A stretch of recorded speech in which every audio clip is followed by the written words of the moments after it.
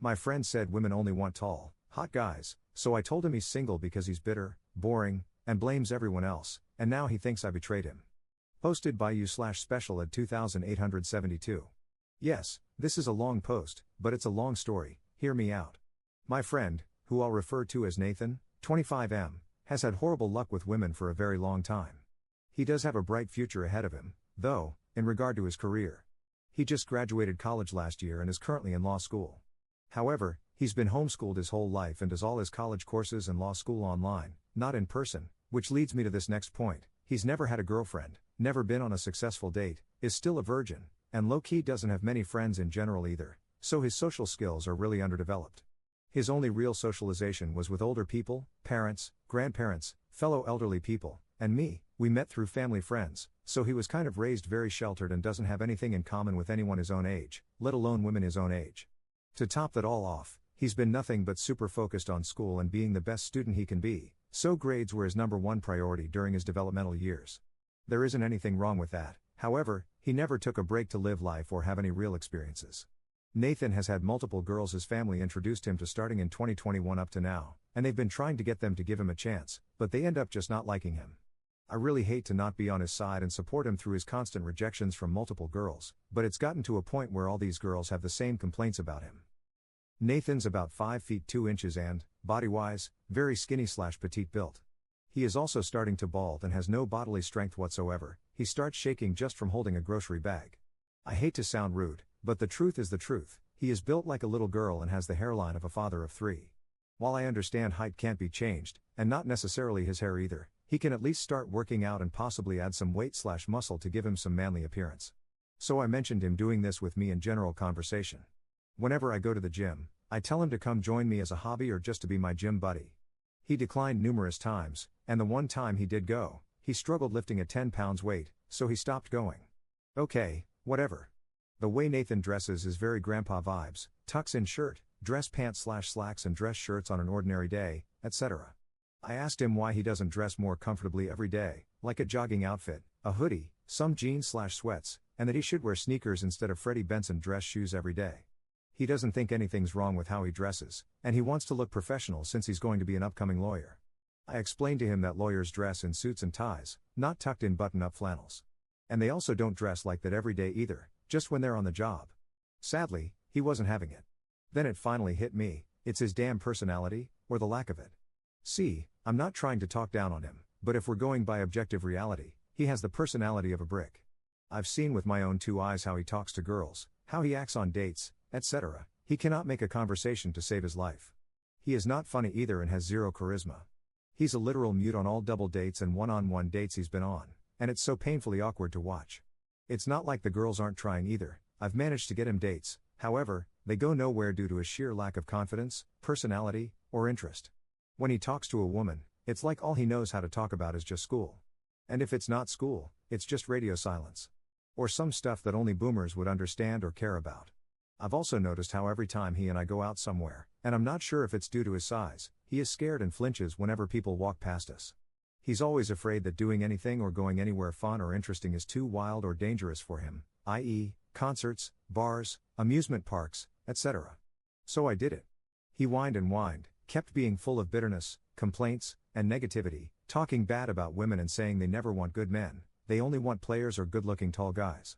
So I ended up telling him straight out that the reason he doesn't get anywhere with girls is because he's a dork. I told him I don't care if he's a dork since I'm not the one dating him, but that girls crave excitement, fun, or at least someone they can talk to about anything or have fun experiences with, etc.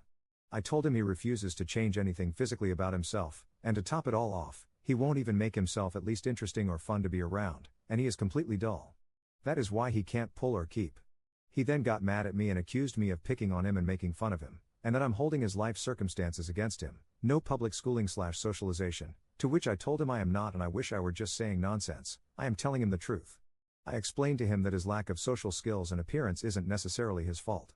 However, if someone's giving you advice on what's stopping you from getting where you want to be and how to change it, you should take that advice and quit complaining and just thinking everyone should accept you as you are, because newsflash, we all have flaws.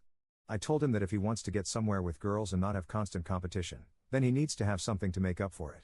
There are plenty of lawyers and future lawyers in the world, and simply saying I graduated college isn't going to make somebody have a connection or attraction to you. He told me I'm jealous that he's getting somewhere in his life academically, and that other girls are the problem for not seeing his worth and future success, and that if that's not enough for them to be with him, then they're the ones not good enough for him. I have not talked to him since then, and I refuse to associate with someone who thinks I'm jealous of them for giving them constructive criticism about a problem they constantly complain about. My dad is saying I'm right, but also that it's probably an insecurity on his part and I should apologize and try not to be too hard on him. I feel like I shouldn't be friends with somebody who can't ever see what's wrong with them or accept their flaws without crying about it and blaming others, though, because that's just plain toxic to me.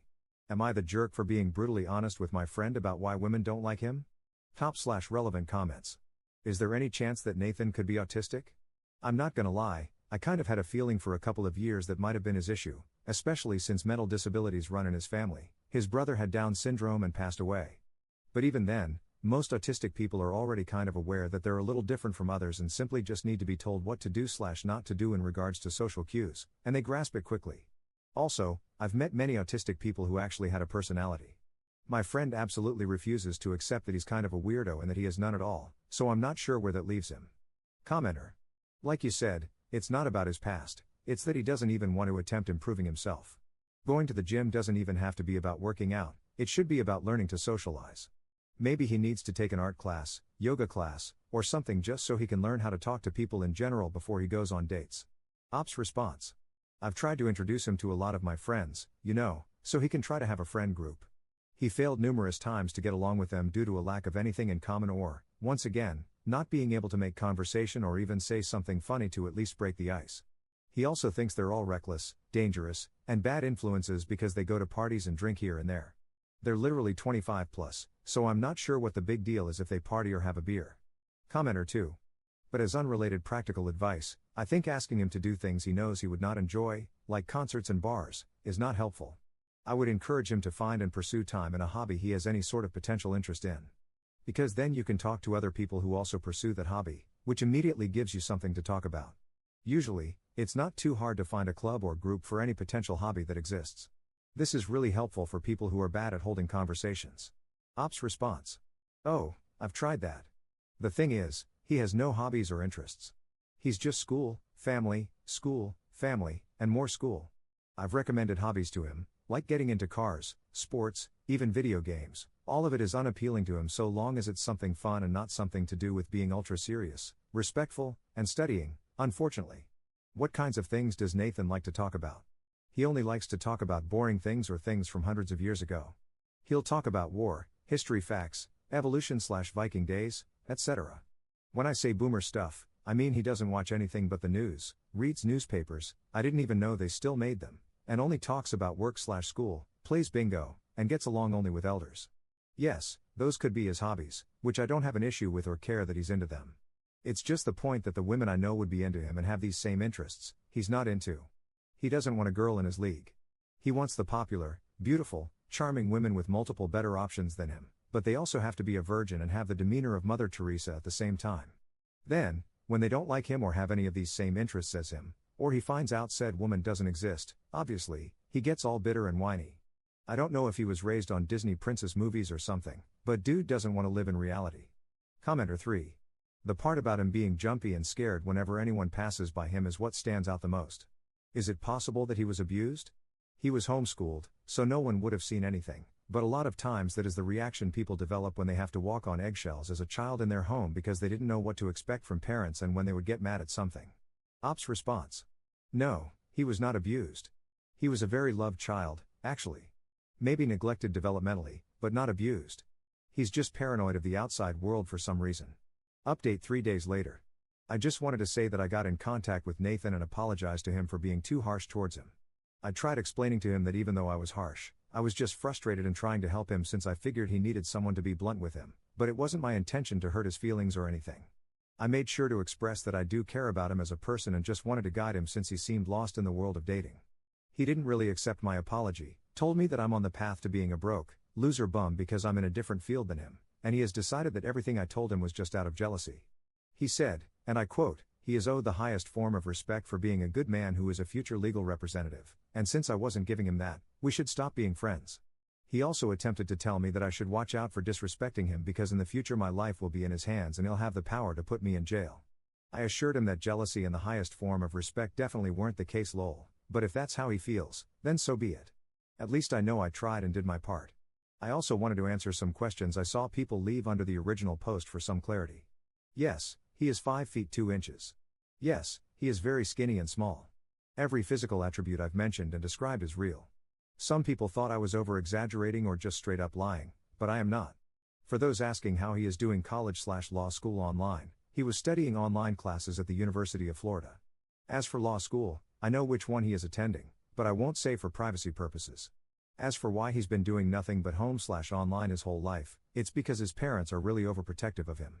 They were constantly worried about school shootings, kidnappers, etc., even to this day. For those asking if his family is religious, yes, they are. However, mine is too, and so are many others. This has not stopped anyone from growing into a different or better person, nor has it caused me or anyone I know, besides Nathan, to have a one-track mind. For those asking if he is autistic, he isn't diagnosed, so I don't want to say yes, but does he exhibit signs of severe autism? Yes he does. The lack of social/self-awareness was a clear sign for me, but I don't want to label him that if I'm wrong. For those who mentioned how he plans to be a lawyer with no talking/social skills, I mentioned this to him during our last conversation. I told him to forget about women, and politely explained that he also needs to improve his communication and social skills if he plans to be a lawyer, because without that he isn't going to make it very far. He told me he's got it all figured out, and as long as he gets that degree, that's all he needs to be ultra successful in law. I told him that's not how it works, and you quite literally have to be slightly manipulative and convincing in order to make a name for yourself, because what good is your degree if you suck at actually performing your job? He once again tried to tell me that I'm jealous and don't know what I'm talking about. So yeah, after all that, I've accepted that our friendship is over, and I'm not sure where he's going to land in the future, whether in regards to romantic relationships or his actual career. I was also the only friend he had, so I do wish him the best and hope life doesn't humble him to the point of no return. I don't think he's a bad person, just out of touch with reality, and I hope that doesn't backfire too harshly on him. Top/relevant comments. Commenter. In the original post, you mentioned that he had a disabled sibling who died young. Your former friend isn't necessarily autistic. His parents coped with the pain of one child dying by isolating their remaining child for safety. They kept him away from life experiences and developing social skills by never putting him in situations where he was forced to learn to interact with other people. He's wildly ignorant as a result, and arrogant in his ignorance. This is developmentally normal for a young teenager. Just how old was he when his brother died? If you have the mental bandwidth, keep a line of communication open. If and when he realizes that he's been neglected, he may reach out to you. You don't have to put up with any BS, but if he's honestly gotten to that point, a kind word or two could be part of how he develops. Ops response. He only died a year ago. Not long enough to shield Nathan from the world. They've been doing this. Commenter 2. Man, he's going to have a rude awakening once he starts working. His parents really set him up for failure. Hope he wises up, gets therapy, and starts working on himself.